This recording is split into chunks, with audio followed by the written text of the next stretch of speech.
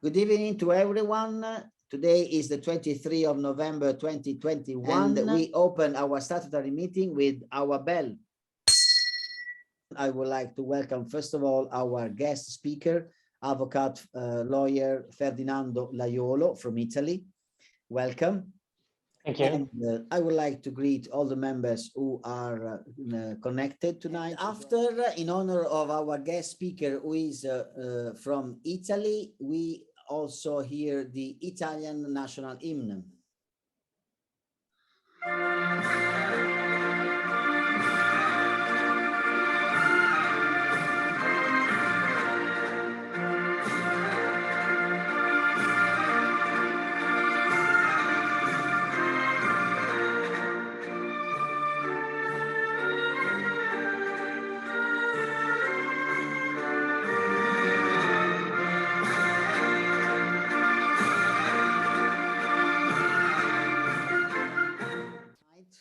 And welcome to our guest speaker. We have the honor to have Ferdinando Laiolo, a lawyer, and I specifically invited him because it is relevant for us to know as Rotarians and as people who is serving the community with giving his time, offering our time and our expertise for the benefit of the community and the vulnerable people.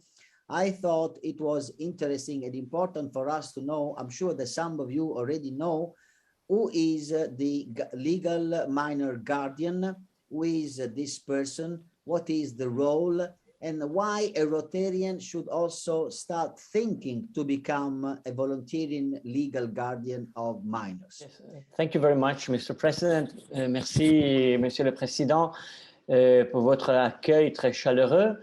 Je vais parler en français parce qu'on avait décidé de faire ainsi, mais je peux, dans n'importe quel moment, je peux changer à l'anglais si quelqu'un d'entre vous a un peu de difficultés à me comprendre.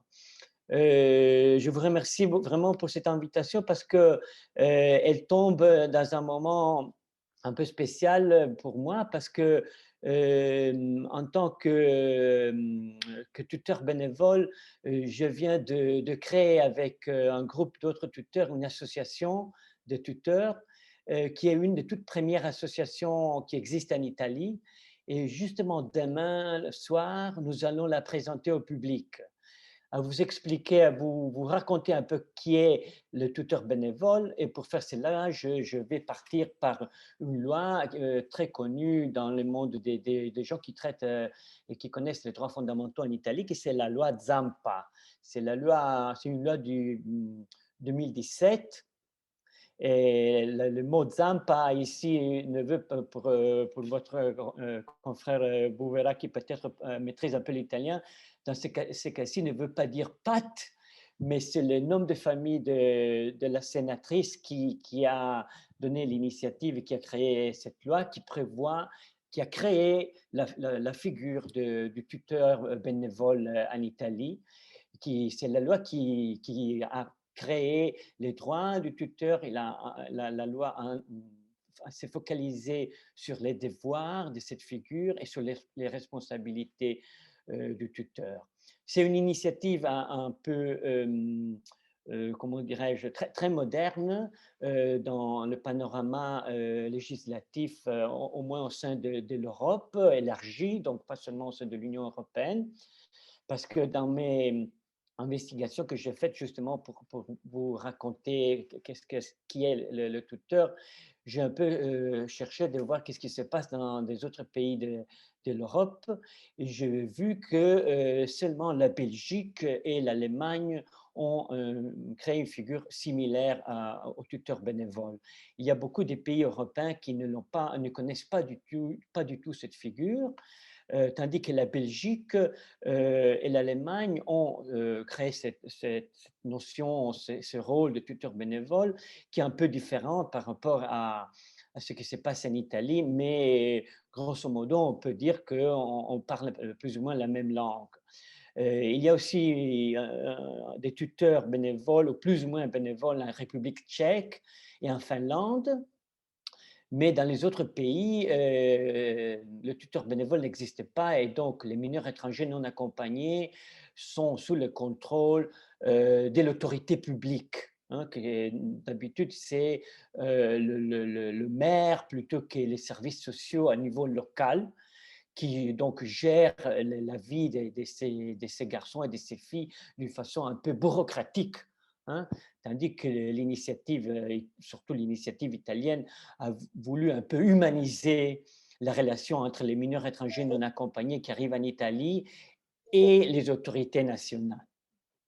Il faut comprendre tout d'abord qui est un mineur étranger non accompagné. Alors, selon la loi, un mineur étranger non accompagné, donc qui a le droit à recevoir l'assistance d'un tuteur bénévole, et un mineur qui n'est pas italien, mais il n'est même pas un citoyen de l'Union européenne. Donc, c'est un citoyen du pays extra-européen, au-delà de l'Union européenne. Et c'est un mineur qui arrive qui est en Italie ou qui est soumis à la juridiction italienne pour n'importe quelle raison.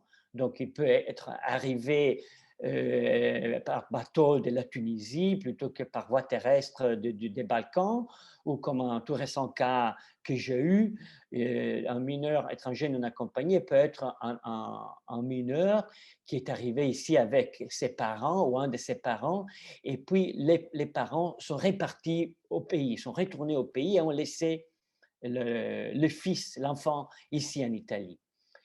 Et donc, pour ne pas être accompagné, ce mineur est un mineur qui n'est pas assisté ou n'est pas représenté ici en Italie, ni par ses parents, ni par des autres membres de la famille, ou de la famille élargie, ou par n'importe quelle autre personne qui a, du point de vue légal, du point de vue juridique, un contrôle, le pouvoir de décider pour ces mineurs. Alors, dans ces cas-là, la loi a prévu on puisse nommer, le tribunal doit nommer pour ces gens-là, pour ces garçons et pour ces filles, des tuteurs bénévoles. Et la loi, plutôt qu'établir qui est un tuteur bénévole, parce qu'elle fait, en fait, elle fait référence au Code civil, la loi établit la procédure pour que les personnes qui veulent devenir des tuteurs bénévoles puissent postuler, puissent être sélectionnées et puissent le devenir. Donc, la loi prévoit toute une série de phases qui passent par le fait que les gens qui sont intéressés doivent postuler auprès de l'autorité indépendante de la protection de l'enfance à niveau régional, qui fait un premier screening des candidatures, hein, des CV, et fait une première sélection, parfois même à travers un colloque physique, quand on avait la possibilité de se rencontrer physiquement.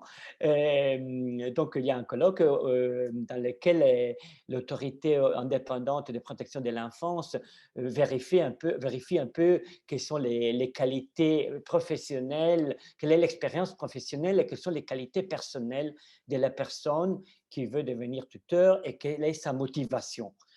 Une fois que cette phase a été passée, la personne en question doit participer de manière obligatoire à un cours préparatoire qui dure environ entre 20 et 30 heures. Et dans ce cours, on apprend toute une série d'informations et des notions qui concernent tout d'abord quel est le phénomène migratoire en général et comment ce phénomène migratoire actuel se déroule ici dans notre pays, en Italie. Puis, on a une partie plutôt juridique dans laquelle on approche le phénomène migratoire du point de vue des règles, du point de vue des normes.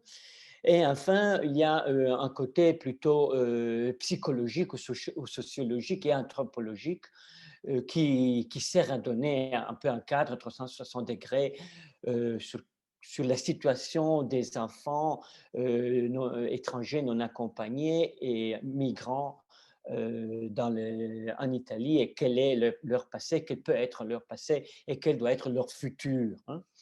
Une fois terminé le cours, le parcours n'est pas terminé parce qu'il faut passer un examen.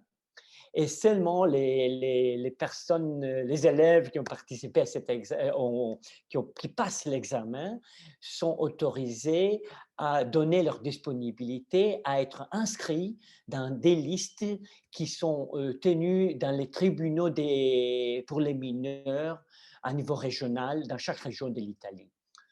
Une fois qu'on a le droit à être inscrit dans cette liste, on est inscrit dans la liste et on donne la disponibilité à être nommé par les tribunaux, par les juges, chaque fois que les forces de police ou les tribunaux ont des nouvelles, ont connaissance de l'existence sur le territoire italien d'un nouveau mineur étranger non accompagné. Donc, qu'est-ce qui se passe? Qu'est-ce qui s'est passé, par exemple, dans mon cas? Une fois que j'ai passé toutes ces étapes de la procédure, j'étais mis dans la liste du tribunal des mineurs de Turin. Et puis un jour, j'ai reçu un appel de la part de la greffe du tribunal qui m'a demandé si j'étais disponible, accepter d'être nommé tuteur bénévole d'un enfant kurde. Donc, ça, c'était en 2018. Alors, qu'est-ce que je fais? J'ai dû aller physiquement au tribunal et là, j'ai dû prester serment devant le président du tribunal des mineurs du Piémont et de la vallée d'Aoste, donc de notre région. Et à partir de ce moment-là, j'étais chargé de toute une série de tâches qui ne sont pas du tout simples, même si le tuteur bénévole n'est pas un travail, donc c'est une activité qu'on fait à titre de bénévolat. Je dois dire tout sincèrement que c'est une tâche assez lourde et qui porte avec soi beaucoup de responsabilités et beaucoup de difficultés. C'est pour cela qu'il faut avoir bien clair qu'est-ce que le tuteur peut faire et qu'est-ce que le tuteur ne peut pas faire, qu'est-ce que le tuteur est et qu'est-ce que le tuteur n'est pas.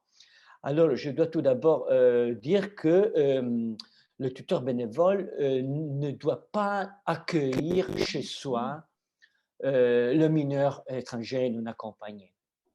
Parce que les mineurs d'habitude habitent ou dans des foyers sociaux, dans des communautés d'accueil avec d'autres mineurs, ou dans des familles qui peuvent être des familles auxquelles les mineurs ont été confiés, ou parfois, et souvent, je peux dire, sont des familles élargies du mineur. Donc, c'est des cousins plutôt que des amis de la famille d'origine du mineur qui accueillent le mineur. Hein, parce que là, on ne doit pas imaginer que ces enfants, ces garçons et ces filles arrivent, sont parachutés d'un jour à l'autre en Italie et sont complètement abandonnés à leur destin. Très souvent, dans ces parcours migratoires, les enfants sont envoyés par les familles et à une destination très précise. Hein, et d'habitude, ce sont, comme je viens de dire, des amis, des parents, des cousins, des oncles, des tantes qui attendent l'enfant parce que la famille est élargie à un projet migratoire pour ces garçons et pour ces filles. Donc, l'enfant, le garçon, la fille n'est pas hébergé chez le tuteur et le tuteur aussi n'est pas chargé du poids économique. Donc, ne doit pas payer les frais, les dépenses de l'enfant parce qu'ils sont à la charge des services sociaux de l'autorité locale. Donc, il ne doit pas payer les vêtements, l'école, les activités sportives de cet enfant. Donc, le tuteur bénévole est tout d'abord un représentant légal du mineur étranger non accompagné. Il doit l'accompagner pour lui faire comprendre qu'est-ce que sont ses droits en Italie, quels sont ses devoirs et comprendre bien quels sont ses besoins. Hein? Donc, c'est une tâche à 360 degrés qui mène parfois le tuteur à devoir se confronter avec une série très élargie de situations pour lesquelles peut-être c'est la première fois que le tuteur même connaît. Hein. Alors, je pense par exemple à toutes les responsabilités que le tuteur se trouve à devoir supporter quand il doit approcher les systèmes de protection sociale, donc, qui sont des bureaux publics où il y a des psychologues, des sociologues, des médecins qui travaillent et qui créent donc doivent assister les mineurs. Ou je pense par exemple à une tâche très importante et très compliquée qui amène avec soi toute une série de responsabilités et qui est tout le monde lié aux procédures de protection internationale du mineur, donc aux procédures d'asile. Parce que c'est vrai du côté que le mineur a le droit à être assisté par un avocat à la charge de l'État, mais de l'autre côté, c'est vrai que le tuteur en tant que tel, comme il a la représentation légale de cet enfant, il doit prendre des décisions seul ou avec le mineur, ou a le devoir et la responsabilité d'expliquer toute une série de concepts et de situations qui sont parfois très difficiles à expliquer et que le tuteur même ne connaît pas. C'est la première fois que le tuteur connaît, parce que le tuteur, il est un bénévole, n'est pas un professionnel, et peut-être un médecin plutôt qu'une personne qui a un magasin ou quelqu'un qui fait un travail qui n'a rien à faire avec le monde juridique ou le monde de l'asile, le monde de l'immigration. Il faut par exemple accompagner l'enfant à décider quelle est l'école la meilleure pour lui ou pour elle, quel type d'école, dans quelle classe il doit être inséré ou elle doit être insérée. On doit lutter contre les banques qui ne veulent pas, par exemple, ouvrir des comptes courants pour ces gens, pour ces enfants, dans la mesure où, par exemple, ces enfants commencent à travailler une fois qu'ils remplissent un certain numéro des conditions où ils ont au moins 16 ans et donc peuvent commencer à travailler de façon tout à fait légale. Et peut-être parfois on se trouve à devoir se confronter avec la famille d'accueil qui peut-être parfois n'est pas toujours d'accord avec toute une série de décisions qu'on doit prendre ou veut entrer dans le système décisionnel pour dire quelle est sa position et pour être d'accord, dire qu'il est d'accord ou qu'il est contre les décisions que l'autorité publique plutôt que le mineur avec l'assistance du tuteur veut prendre ou ne veut pas prendre. Hein. La santé, par exemple, maintenant, c'est un thème, un sujet très, très fort parce que c'est très facile de penser à, si on pense par exemple aux filles, quelle est la délicatesse des décisions si on se trouve à devoir penser à une fille prostituée qui doit interrompre une grossesse. Non? Et alors là, le tuteur à nouveau est impliqué, ou la tutrice, je ne sais pas si le mot tutrice existe, le féminin de tuteur existe en français, mais la tutrice doit prendre des décisions très lourdes. Mais je pense par exemple à ce qui se passe maintenant, je pense au vaccin, non? Et au fait que comme en Italie, le vaccin n'est pas obligatoire, du point de vue strictement formel, strictement juridique, mais fortement conseillé ou de facto est obligatoire. Euh, qu'est-ce qu'on fait avec, qu'est-ce qu'on fait avec un mineur non accompagné? Qu'est-ce qu'on va lui conseiller à ces propos-là? Surtout en tenant compte des risques que le mineur non accompagné peut rencontrer s'il a des pathologies spécifiques, par exemple. Alors, il faut se consulter avec des médecins, il faut vraiment être sûr avant de prendre une décision, parce que cette décision, comme j'ai déjà dit plusieurs fois, implique des responsabilités. Non? Alors, le vaccin peut-être peut avoir des effets négatifs sur l'enfant et une fois que le, le tuteur décide de faire vacciner le mineur, il se prend des responsabilités. Et le même vaut pour le contraire. Si on décide de ne pas faire vacciner le tuteur qui est le mineur qui est sous notre tutelle. Donc, c'est un travail à 360 degrés d'intégration sociale qui peut durer peut-être plusieurs années dans certains cas. On va voir après, vers la fin, quel est l'âge moyen de ces enfants. Je veux préciser donc, comme j'ai déjà dit, mais je veux le préciser que le fait de classifier ces mineurs comme non accompagnés ne veut pas dire que ces mineurs sont seuls. Parce que, comme je viens de dire, ils ont des familles en amont et en aval de leur voyage migratoire. Donc, comme les mineurs ne sont pas seuls et ne sont pas abandonnés, cela veut dire que les mineurs ne sont pas des enfants qui peuvent tomber sous une procédure d'adoption. Et donc, il faut juste attendre qu'ils arrivent à 18 ans pour qu'ils deviennent des majeurs d'âge et donc ils puissent continuer leur vie de façon autonome.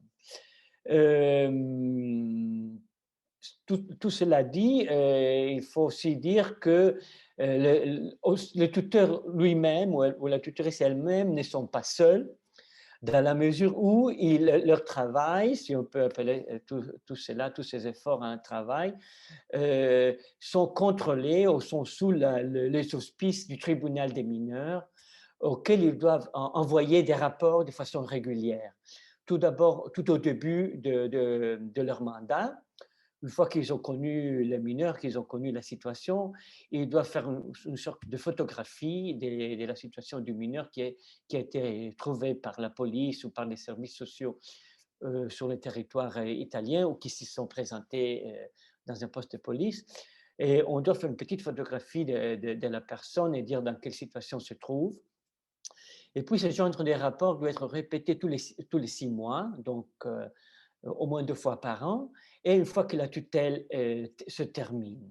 Et on doit donner toute une série d'informations sur la situation scolaire, économique, sociale, sanitaire, sportive, etc. de l'enfant qui est sous notre tutelle.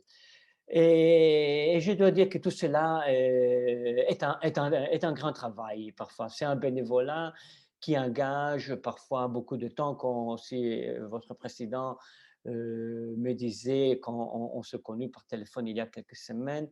C'est un engagement parfois très, très lourd, soit du point de vue personnel, soit du point de vue des temps qu'on doit dédier à ce genre de tâches, et parfois aussi du point de vue économique. Mais sur cela, je vais dire 2 mots vers la fin. Je voulais juste donner quelques chiffres et puis faire quelques petites remarques pour conclure. Et les chiffres sont sur les noms, les chiffres sont relatifs au numéro des enfants qui sont présents sur le territoire italien et sur le pays d'origine. Alors moi, j'ai fait une petite investigation et j'ai trouvé des données qui sont mises à jour au 30 juin 2021. Et j'ai découvert que la plupart des mineurs non accompagnés en Italie proviennent du Bangladesh, car ils sont plus ou moins un quart de la population des mineurs non accompagnés. Et puis à suivre, on a des Tunisiens qui sont les 15%, puis il y a des Égyptiens, des Albanais et des Pakistanais. Et vous pouvez bien comprendre que maintenant, après, dans la deuxième moitié de l'année, les Afghans ont commencé à arriver, ou on a des nouvelles des Afghans qui sont en train d'arriver. Donc, le numéro total des arrivées au 30 juin 2021 est de 7 802 enfants nouveaux qui sont arrivés du 1er janvier au 30 juin 2021 en Italie. Donc, dans les 6 premiers mois, il y a eu 7 802 nouveaux arrivés. Tandis qu'en 2020, dans la même période, ils étaient un peu plus que 5 000 pour des raisons très claires, que c'était le début de la pandémie et donc le contrôle aux frontières était beaucoup plus strict et donc les passages étaient beaucoup plus difficiles. Les sexes, la plupart de ces enfants sont des garçons, plus ou moins les 95%, tandis que les 5% sont des filles. Et l'âge des enfants, la plupart, donc les 65%, ils ont 17 ans, donc ils ont presque 18 ans. Les 23% ont 6 ans, les 7% à 15 ans et les 4% à 15 ans, moins de 15 ans. Il faut imaginer que les enfants ont de moins de 15 ans, comme j'ai dit tout au début, n'arrivent pas seuls parce que c'est vrai qu'ils n'ont pas des personnes qui légalement ont la responsabilité sur eux ou sur elles, mais ils arrivent, entre guillemets, accompagnés par des personnes qu'ils connaissent, par des amis ou par des gens du même village avec lesquels ils voyagent. Hein. Donc, parfois, j'ai vu qu'il y a des statistiques qui parlent des enfants qui ont même 5, 6, 10 ans, qui arrivent en Italie sans la mère, sans le père, mais ils n'ont pas voyagé seuls, ils ont voyagé avec des gens qui se prenaient soin d'eux ou d'elles. Et cela dit, à la fin du mois d'octobre, il y avait un total 10 317 mineurs étrangers non accompagnés.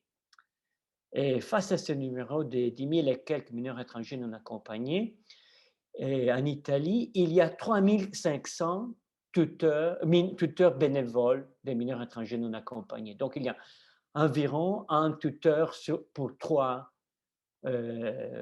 mineurs. Cela veut dire que beaucoup de mineurs n'ont pas le tuteur bénévole et donc sont sous la tutelle publique, sont sous la tutelle des autorités locales. Je voulais conclure en faisant des petites remarques sur ce genre d'engagement social. Hein. Alors, c'est un peu de points faibles hein, que je voulais un peu toucher, des points critiques sur lesquels on discute à niveau politique ou parmi nous, les tuteurs, pour voir comment on peut trouver des solutions. Alors, tout d'abord, comme l'engagement parfois comporte vraiment des efforts qui nécessitent des connaissances techniques, on peut dire tout d'abord que les cours préparatoires ne sont pas assez. Parce qu'elles ne donnent pas un nombre suffisant d'informations ou ne transmettent pas un numéro suffisant des connaissances et des capacités pratiques pour qu'on puisse travailler en se sentant à l'aise dans des situations très délicates et très difficiles. Donc, je pense que ces cours préparatoires devraient être des cours qui continuent tout au long de la carrière des tuteurs et donc que de façon périodique, on devrait être formé sur des thèmes, des sujets spécifiques pour qu'on puisse donner un service de plus haut niveau. En deuxième lieu, comme aussi on disait avec le professeur Solès, souvent, ou si on veut vraiment s'engager avec tout nous-mêmes, l'engagement implique un effort à niveau de temps et économique. Si je pense parfois, peut-être, si je pense par exemple au temps que j'ai passé devant la commission d'asile pour que la commission puisse examiner la demande d'asile du Kurde que j'avais sous ma tutelle comme tout premier cas, je peux vous dire que j'ai passé un jour entier à la préfecture de Turin, sans manger, sans boire, pour assister à ces mineurs, parce que nous sommes entrés à 9 h du matin. Nous avons attendu pendant toute la matinée. Nous avons été écoutés à 1 h du matin, à 1 h de l'après-midi, et l'audience, entre guillemets, s'est terminée vers 5 h. Donc, nous avons été verrouillés dans la salle pour 4 heures et on a bu un verre d'eau. Donc, il faut voir le physique du rôle aussi, parfois, pour ce genre de travail. Et parfois aussi, l'effort est économique parce qu'il faut faire des dépenses. Et la loi, ce sont petites, mais c'est toujours des dépenses. Et la loi ne prévoit ni le paiement de sorte d'indemnisation pour le temps qu'on dédie à ces gens, ni un remboursement des frais qu'on doit payer pour payer des timbres fiscaux plutôt que pour faire des photocopies, plutôt que pour nous déplacer d'un lieu à l'autre pour aller à la commission d'asile plutôt que pour rejoindre le mineur qui peut-être est hébergé dans une communauté d'hébergement qui est à une dizaine de kilomètres de la maison du tuteur. Donc, c'est une activité, un engagement social qui ne peut pas être, à mon avis, être faite par n'importe qui, parce qu'il faut avoir des connaissances spécifiques ou savoir comment s'informer. Il faut avoir un bon réseau social pour demander une aide dans des situations difficiles, peut-être, hein, pour pousser un peu certaines situations. Il faut avoir de l'argent à dépenser et il faut savoir concilier le temps des travail avec cet engagement parce que là, si on est un employé, la loi actuellement ne prévoit pas des systèmes de conciliation entre les temps de travail et les temps qu'on peut dédier à la tutelle bénévole prévue par la loi. Donc, c'est plus facile quand des professionnels, des libres professionnels puissent avoir plus de temps ou gérer mieux le temps que des employés. Et c'est pour cela que moi et des autres tuteurs, nous venons de créer cette association qui a été enregistrée et avec toutes les formalités requises devant un notaire au début de septembre et que demain nous allons présenter à une quarantaine de tuteurs. Et puis nous allons répéter online cette présentation dans les semaines qui suivent pour rejoindre environ 100-120 tuteurs de la région. Le but, justement, c'est de créer une sorte de aide mutuelle entre nous pour capitaliser toute une série de connaissances et d'expertises que nous avons accumulées dans ces 3 années. Et aussi pour créer un sujet qui soit un sujet qui puisse avoir une voix à niveau public, soit pour présenter la situation des mineurs non accompagnés à la société plus en général, et soit pour devenir un interlocuteur face aux autorités publiques nationales ou locales pour voir si on peut améliorer certains points un peu faibles ou renforcer des points forts de la loi et de la situation des tuteurs, mais surtout pour donner un espoir en futur aux mineurs non accompagnés qui sont présents ici en Italie.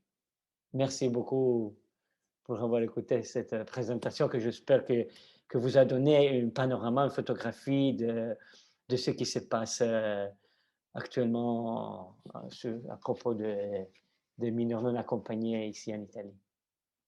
Je tiens à remercier l'avocate Ferdinando pour avoir donné une description très précise et complète du rôle du tuteur bénévole et aussi pour mon expérience en tant que tuteur bénévole depuis 2017. Je pense que chaque Rotarien devrait envisager de devenir un tuteur bénévole pour la protection la plus large et la plus appropriée des adolescents.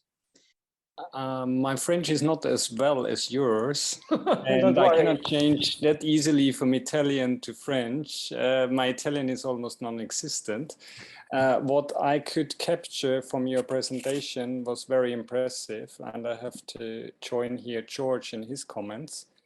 What I was completely unaware is that some kind of like, I would call it in English, maybe something like tutor mentorship was not existing before in Italy, and you mentioned before it exists already in Germany, but which other countries does this exist already in Europe, or is it necessary according to the legal system that you have in each European country? So could you enlighten us a little bit on like what the situation in Europe is and Yes. how it's handled?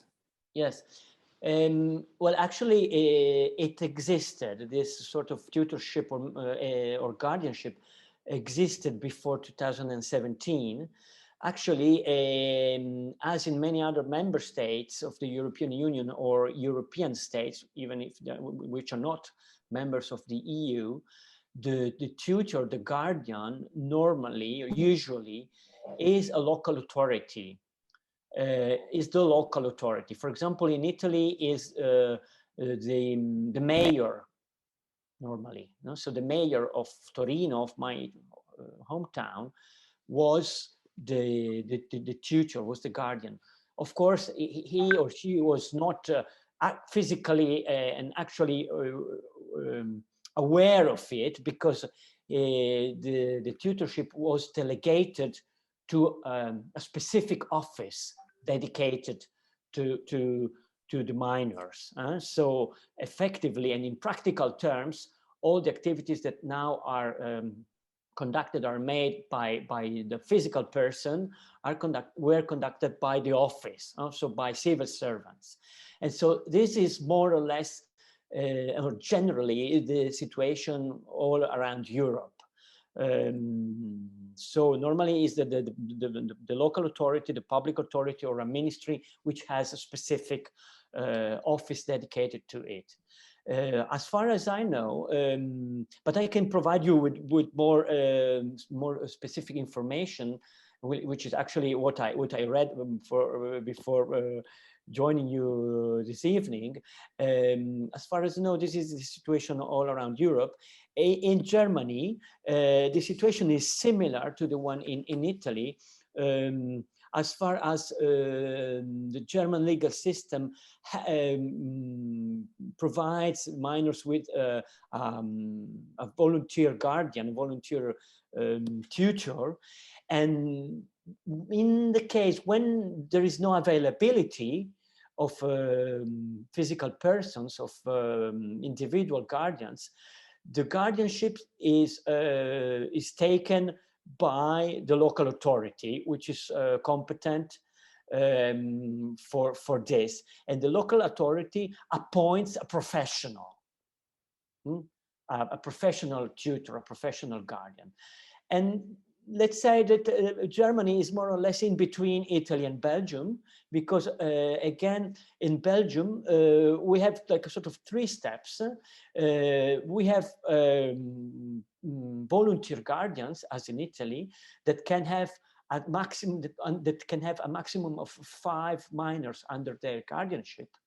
But we also have professional guardians, which can have under their guardianship no more than 40 minors, and in this case they are paid. And a third hypothesis is the case of an NGO which can have the guardianship of a number of minors, which goes up to 25. So in Belgium we have voluntary guardians, we have professionals, and we have collective guardians, which are NGOs. And then I know the case of Finland, which somehow remunerates or gives some argent de poche, some pocket money to the guardians, while Sweden also has a similar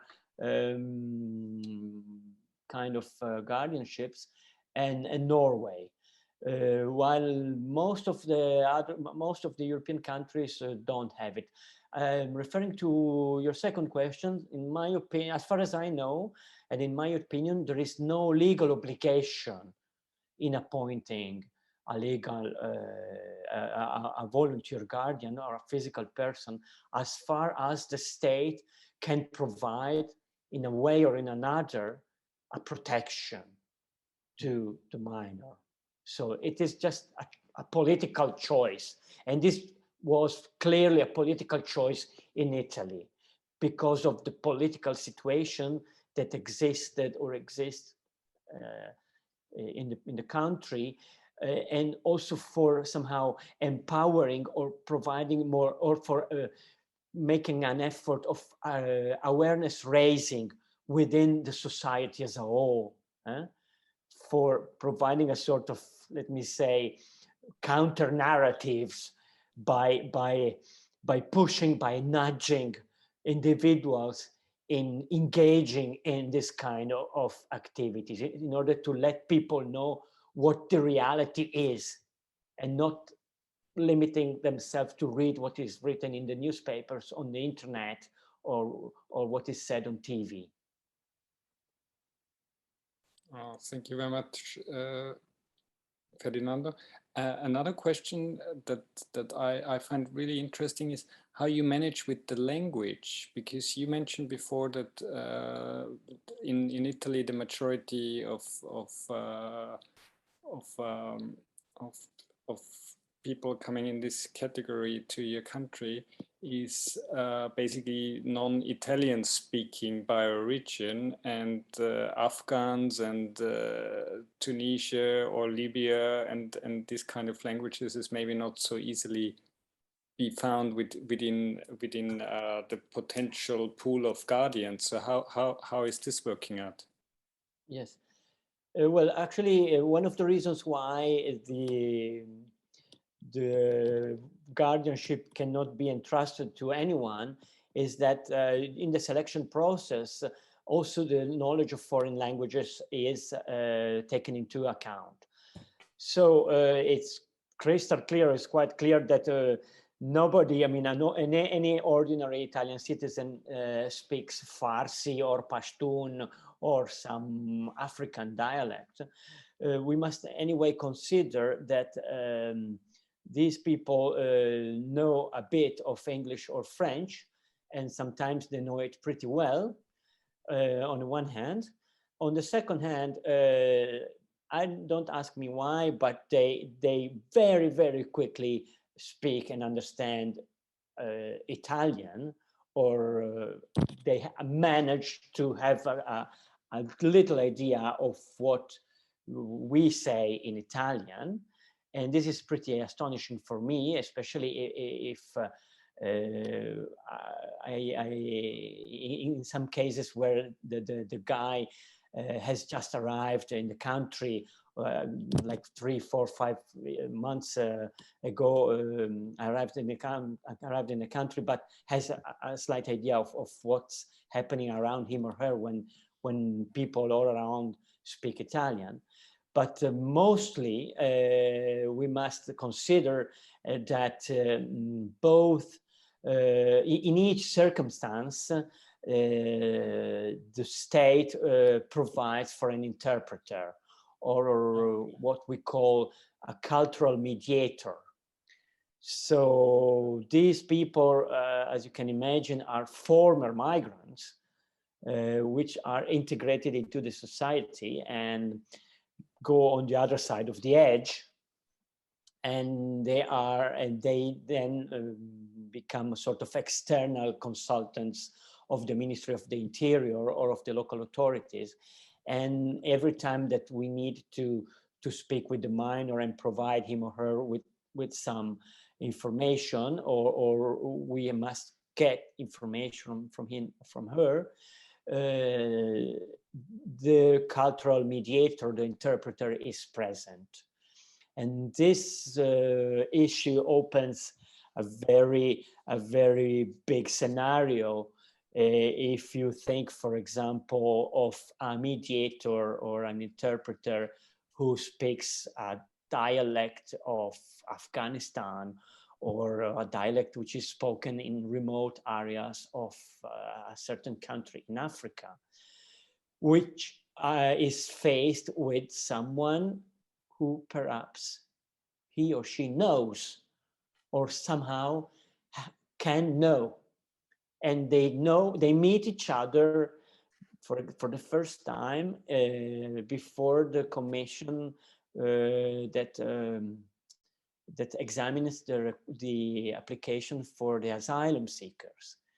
because it's very easy to imagine which kind of relationship immediately can be created among the two, and which power this interpreter can have on the child or on the migrant, generally speaking. And so you can imagine how difficult, how fragile can become the translation itself. And so what it is said when it is translated, and what the migrant himself or herself says, because it's clear that they speak to the interpreter, not to the Italian civil servant. So they will say something, and probably the translator will translate something else. And because of what I said at the very beginning, because of the connections that all these people have with the home country. Mm-hmm. So the cultural mediation, the interpretation, the problem of the language is an issue, but it brings with itself many other issues. I see. Close, I have to ask our guest to do one last task, which is what is in the philosophy of Rotary is what is called the four-way test. I would like him to read the four-way test in Italian. Ciò che penso, dico, faccio risponde a verità, è giusto per tutti gli interessati, promuoverà buona volontà e migliori rapporti di amicizia, sarà vantaggioso per tutti gli interessati. Grazie, Avvocato. Thank you. And, thank you to you all. Mille grazie. And we close with the ring of the bell. Ciao. Bye bye. Merci, au revoir à tous. Au revoir. Au revoir. Merci. Bonne soirée. Grazie. Au revoir. Ciao Emilio. Au Ciao a revoir. tutti. Buonasera, grazie. Ciao Isabella, grazie.